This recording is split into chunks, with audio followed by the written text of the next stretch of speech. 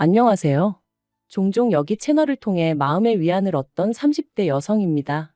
하지만 여지껏 제가 남의 이야기를 들으며 울고 웃을 줄이나 알았지. 제 이야기를 하게 될 줄은 몰랐는데. 답답한 마음을 속 시원히 털어놓고 위로를 받으려니 여기만한 곳이 없네요. 비록 제 얼굴이나 이름은 밝힐 수 없지만 그래도 아끼는 동생이 겪은 일이다 생각하고 들어주시면 감사하겠습니다. 좋은 이야기도 아니고 친정 부모님도 저만큼이나 이번 일로 마음을 많이 다치셨다 보니 더 이상 두 분 앞에서 약한 모습은 보이고 싶지 않아요. 남편하고는 대학 시절부터 알고 지내던 사이였어요. 하지만 급속도로 관계가 진전된 건 제 나이 29 겨울이었습니다. 모처럼 야근 없이 칼퇴를 하던 날이었기에 빨리 집에 가서 쉬고 싶은 마음뿐이었는데 대학 동기에게 연락이 오대요. 자기가 너무 우울해서 그렇다며 와서 위로 좀 해달라고요. 좋은 일이면 차라리 피곤하다 솔직히 말하고 집에 갔을지도 모르겠는데 풀죽은 동기의 목소리를 들으니 차마 피곤하다 소리는 못하겠고 그래서 어쩔 수 없이 동기를 만나러 갔어요. 그런데 가니까 저만 온 게 아니라 다른 동기들도 둘이나 더 와 있더라고요. 게다가 우울하단 말도 거짓말이었습니다. 월요일 저녁이라 술 먹자고 불러내면 아무도 안 나올 것 같아서 그랬다는데 어찌나 짜증이 나던지. 하지만 어쨌든 자리가 만들어졌고 개 중에는 남편도 있었는데 남편하고는 꽤나 오랜만이었거든요. 그래서 기왕 이렇게 된 거 인사나 하고 들어가자 했던 건데. 그날의 만남을 계기로 남편하고 하루가 멀다 하고 연락을 주고받는 사이가 될 줄은 몰랐죠. 그리고 그렇게 연락을 주고받은 지 1년쯤 되던 때 남편에게 제대로 한번 만나보지 않겠냐는 고백을 받았습니다. 좋은 친구라고 생각했기에 그런 고백이 달갑지만은 않았던 게 사실이에요. 헤어지게 되면 친구 하나를 잃게 되는 거나 마찬가지잖아요. 뿐만 아니라 동기들 입에 오르내리게 되는 것도 싫었고. 그래서 처음엔 거절했어요. 지금 이 정도 관계가 딱 좋은 것 같으니까 앞으로도 좋은 친구로 남아달라면서요. 하지만 이후로도 남편은 농담인 듯 진담인 듯 자기 여자친구가 되어달라며 저를 졸랐고 그렇게 반년 넘게 이어진 남편의 애정 공세에 결국 저는 마음의 문을 열었습니다. 얼마나 내가 좋으면 저럴까?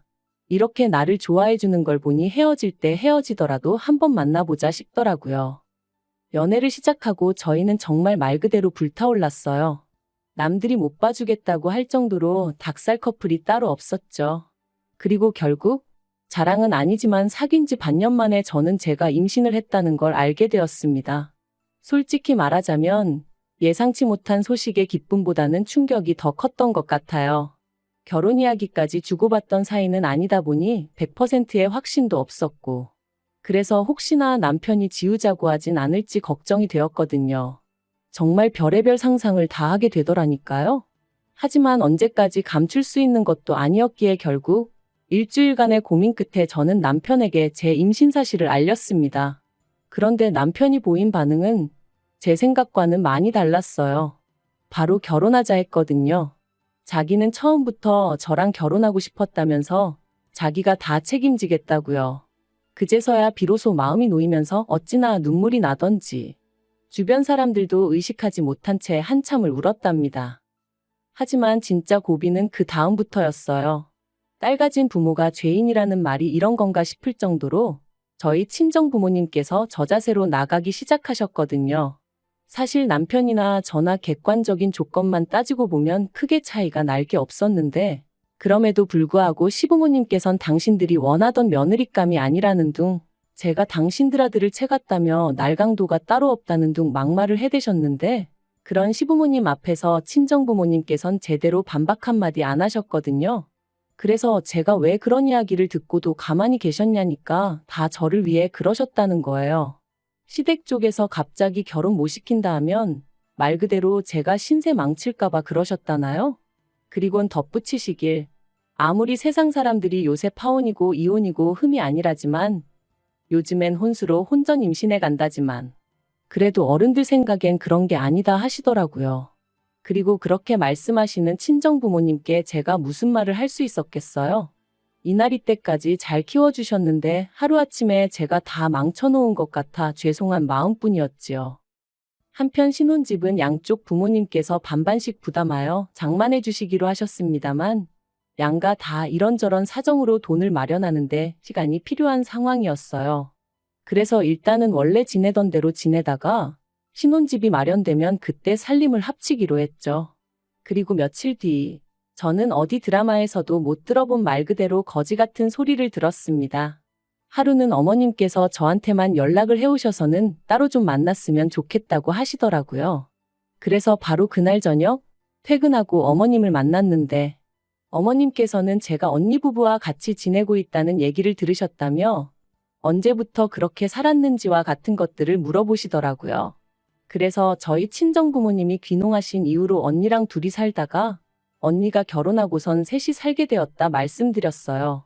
그랬더니 저더러 언니네 부부 사이에 꾸역꾸역 얹혀 사는 이유가 뭐냐는 거예요. 꾸역꾸역이라는 표현이 듣기에 거슬렸지만 얹혀 사는 건 제가 아니라 언니네 부부라고, 언니네 부부가 사정이 있어서 나가질 못하고 있는 거라고 말씀드렸죠. 하지만 어머님이 계속해서 아무리 그래도 형부라는 사람하고 너는 피 한 방울 안 섞였는데 한 집에 있는 게 이상하단 생각은 안 드냐 하시질 않나? 남녀 사이라는 게 불붙는 건 순식간이라며 내 아들하고도 결혼 이야기가 나오기도 전에 일을 저지르지 않았냐. 결국 듣다 못한 제가 도대체 하시고 싶은 말씀이 뭐냐고 단도직입적으로 여쭸어요. 그러자 어머님께서 네 형부랑은 아무 일도 없었냐는데 너무 더럽고 역겨워서 속이 다 미식거리더라고요. 그리고 지금 돌이켜 생각해보면 아줌마 제정신이냐고 하곤 그 얼굴에 물이라도 한 잔 끼얹었어야 하는데 그땐 정말 화가 나는 것도 나는 거지만 뭐랄까 이런 말을 들었다는 자체가 치욕스러워서 손발이 다 부들부들 떨렸거든요. 그래서 간신히 드라마 좀 적당히 보시라고만 했네요. 정상적인 사람들은 그런 생각은 못한다고 도대체 평소에 뭘 보고 들으시길래 그런 역겨운 생각을 하시는 건지 이해를 못하겠다고 말이죠. 이후로 저는 그렇게 먼저 자리에서 일어나 도망치듯 카페에서 나왔습니다.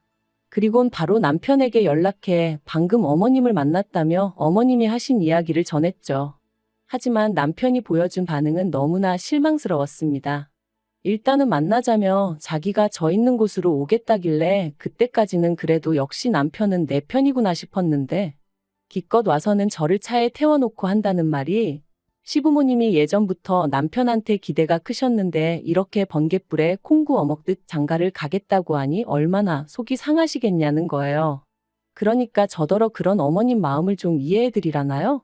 어이가 없어서 당신 입장이나 내 입장이나 시부모님 입장이나 우리 부모님 입장이나 매한가지로 갔다. 하지만 우리 부모님은 당신한테 할 말 못할 말 가려 하시는 거 모르냐 했어요. 그랬더니 그거야 사람마다 성격이 달라서 그런 거랍니다. 그리고는 자꾸 저더러 안 좋게만 생각하지 말라고 애가 다 듣는다나요? 그래서 제가 남편더러 나한테 이래라 저래라 하지 말고 어머님 입단속이나 잘하라고 쏘아붙였어요. 하지만 상황은 그렇게 끝나지 않았습니다. 출산 예정일까지 한 달이 채 남지 않았던 시점이었는데 친정어머니한테 연락이 왔어요.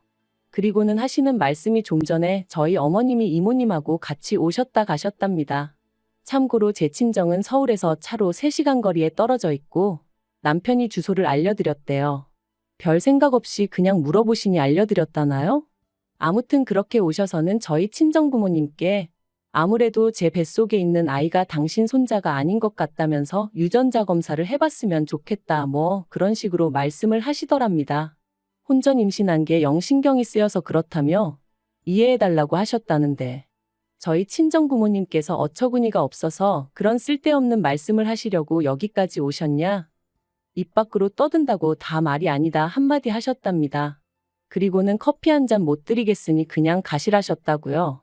그날도 혹시나 당신들이 잘하면 저를 좀 더 아껴주시려나 싶어서 웬만하면 뜻에 맞춰드리려고 했는데 말 같지도 않은 소리에 그때만큼은 정말이지 어머님 머리를 다 잡아 뜯어놓고 싶은 걸 꾹 참으셨다대요.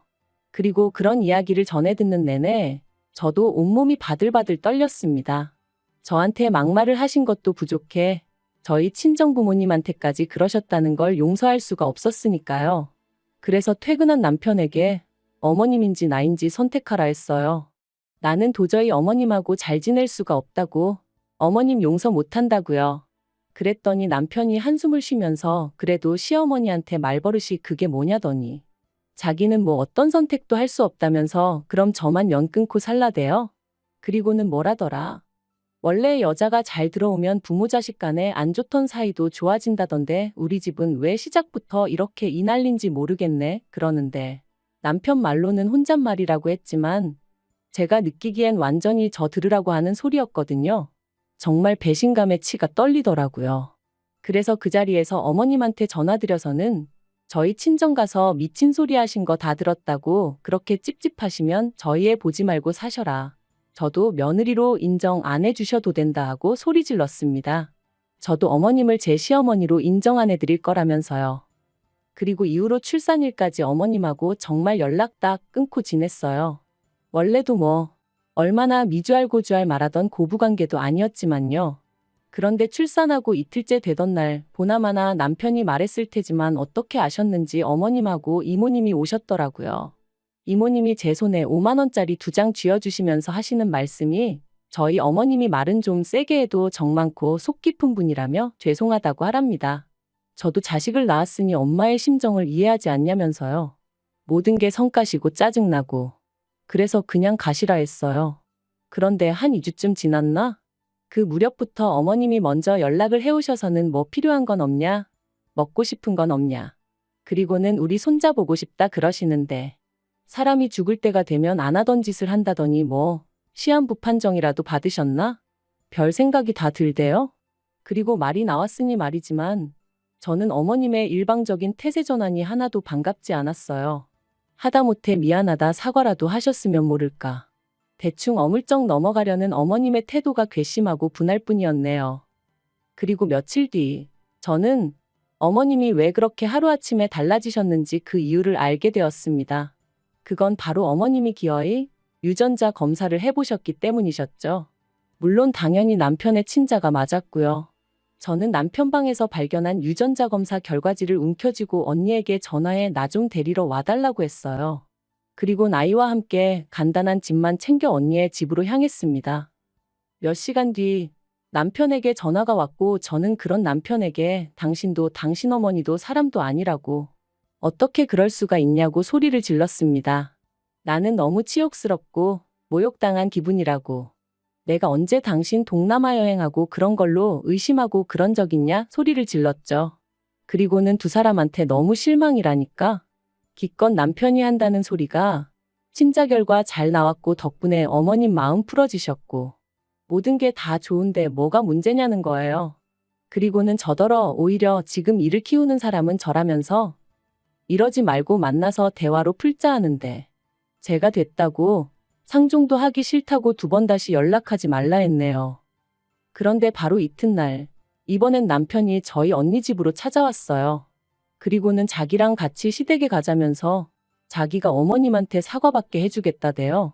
그래서 아이는 언니에게 맡기고 남편을 따라 나섰습니다. 남편이 애도 데려가자 했지만 제가 너도 시부모님도 아직 내 애 볼 자격 없으니 꿈도 꾸지 말라고 했어요. 그리고 그렇게 시댁에 도착했는데 어머님은 제대로 사과를 하시기는커녕 오히려 당신이 서운하다, 억울하다. 당신은 그저 매사 확실한 게 좋아서 그런 건데 제가 상처를 받았다니 유감이다. 그런데 떳떳한데 왜 그렇게 싫어라 한 거냐? 아직도 그건 좀 이해가 안 된다. 그리고 사람들이 형부랑 처제랑 한 집 산다고 하면 원래 다 안 좋은 생각을 하기도 한다. 정말이지 도대체 뭐가 문제인지를 모르시는 건지 모른 척 하시는 건지 한마디로 말이 통하지가 않았죠. 그래서 제가 그런 어머님께 그런 반대로 제가 남편하고 아버님하고 유전자 검사 좀 해보자고 하면 어머님 기분 안 나쁘시냐 했어요. 그랬더니 어머님이 제 예상보다 더 당황해하시며 갑자기 네 시아버지가 왜 나오냐고 그러시는데 찰나였지만 뭔가 있나 싶더라고요. 그래서 다시 한번 말 나온 김에 한번 해보자고 했습니다. 어머님 말씀대로 확실한 게 좋지 않냐고 옛날에는 병원에서 애가 바뀌는 일도 허다했다던데 지금 보니까 아버님하고 저희 남편하고 하나도 안 닮은 것 같다고. 아버님은 키도 크신데 남편은 키도 별로 안 크고 정말 이상하지 않냐면서 이참에 한번 해보자 했죠. 그랬더니 어머님이 저더러 적당히 하라며 소리를 지르셨는데 그때 아버님께서 어머님 떨어 뭘 잘했다고 자꾸 소리만 지르냐며 저더러 그래, 그 유전자 검사하면 네 시엠이 용서해 줄 거냐 하시대요. 그래서 그러겠다 했죠.